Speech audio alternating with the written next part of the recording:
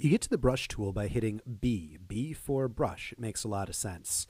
And in order to use it, you click and drag, and it will form a brush in whatever color the foreground color is. So if this were blue, it would make a blue brush stroke. Now, similar to other tools, you use the right square bracket key in order to increase its size, and the left square bracket key in order to decrease its size. In order to, here, let's make the brush nice and big. There we go. That's nice and big. In order to decrease the hardness, you hit Shift and the square bracket key, and then it looks like this. Increase the hardness. It's the opposite of that. So I'm just going to hit Control A and press Delete to get rid of all of those things right there. Now, if you hold down Alt, you can actually get the color picker right there, so you can pick things right from the canvas. Fancy schmancy. If you right-click, you can change the size, but we know a better way to do that, and you can change the hardness, but we know a better way to do that. Also here, you can load all sorts of different brushes, and you can have all sorts of different tips. So if you wanted the tip to look like this, that's one of the options right there. But I don't want to show you the options they've already given you. I want to actually show you how you can make your own brush tip. In order to do that, you select out part of a canvas. So let's select out this part right here and make sure that it's black and white. So just kind of a black and white part of the image. This is color correction, so hopefully you already know how to do this. If you're just going through these tools linearly, you're not going to know that, but I will assume that you have that basis. If you want to create your own brush, here, let me just give this a nice little... going to right click and just make this a standard brush right here. There, that looks good to me. Looks pretty standard, and here we go. All right, so you need to grab a black and white image, something like this here. This looks pretty good. This looks even better. And what you do is you go to Edit, Define Brush Preset, say Sampled Brush. Oh, that's the opposite of what I wanted right there. So apparently what's black becomes the brush, and what's white isn't the brush, so I'm just going to invert that, go to Edit, Define Brush Preset, say OK, and now we have a brush that looks like this. So let me just swipe this around, and we have a brush that looks like this. Now, this doesn't look that great, and it doesn't look like, you know, the shape of it as I want it to. So I'm going to go into the brush menu. In order to find the brush menu or the brush window, you go to Window, Brush, or inside of the Options bar, if you have brush selected, you just click on this icon right here. And then I can do all sorts of things, such as have the size jitter from stroke to stroke, have it so it has a bit of scattering. So now when I do this, that happens. I can even have it so there's a bit of an angle jitter. So here we go. You can change the tilt of the X. Have that jitter a little bit. So here we go, shape dynamics.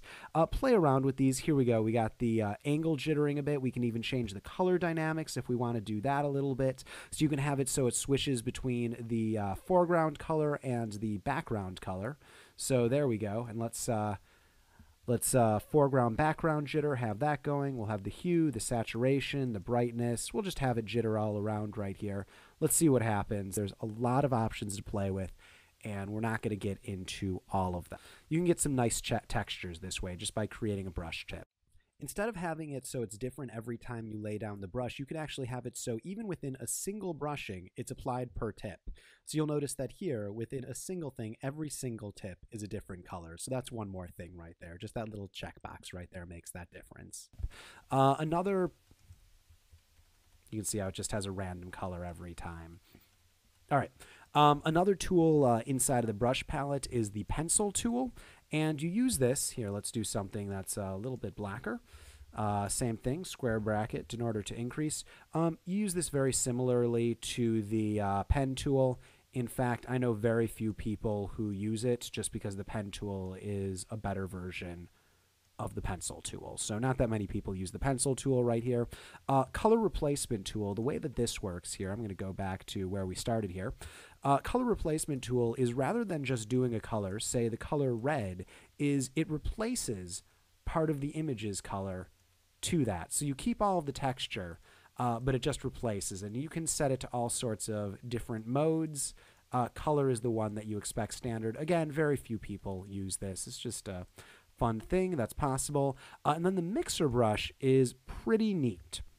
What it allows you to do is instead of just drawing in red, it will combine red with whatever the colors that are already there are. So it's a lot more similar. It's a lot more similar to what it's like when painting on a canvas. So let's say I were to add some blue into this. Here we go. You can see that it actually mixes these colors together. And that's what the mixer brush does. It mixes the colors together. And you probably want more of a natural edge for this just to get it working there.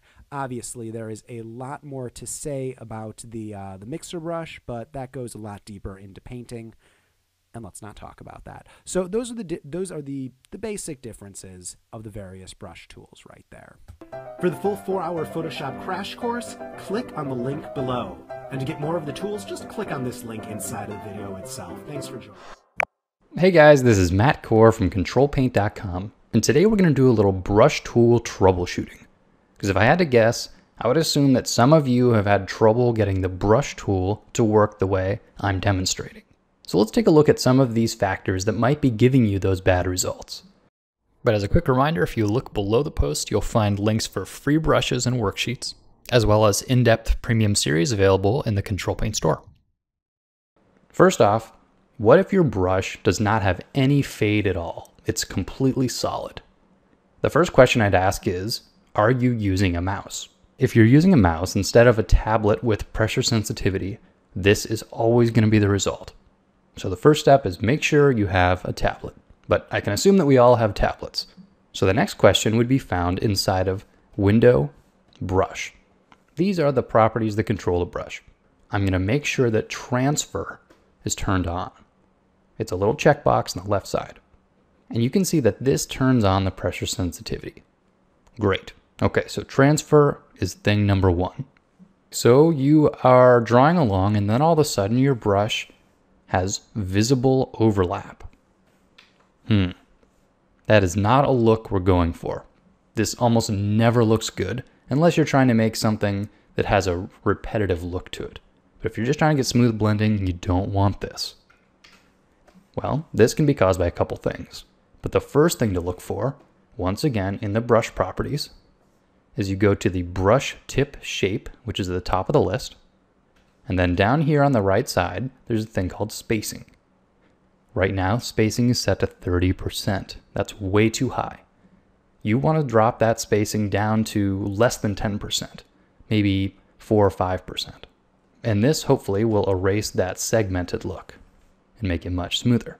Now, depending on the type of brush you're using, this also might slow your computer down. This brush here is a simple circle, but if I were using a really complicated texture brush, this low of spacing might give my computer some trouble. So on the flip side, if you find that a brush is really slowing your computer down, well then you might want to go to the spacing control and increase the spacing and find a nice balance that doesn't look too segmented, but that also keeps the brush moving quickly enough. Another reason your brush might be looking a little segmented is if your flow is set very, very low. Sometimes flow that is extremely low will give a bit of a segmented look. Once again, this is mainly tied to spacing, so it's oftentimes a combination of both low flow and slightly too large of spacing, and the end result is a bit of a segmented appearance. Sometimes when you're painting with color, it just does some really weird effects. This looks a bit like a blending mode, but if I check on the layer palette, this layer's blending mode is set to normal, so that's not the problem. The color is just one color, and the brush doesn't have any strange properties about it. There's actually a second blending mode built into the brush, and this one's one I almost never change.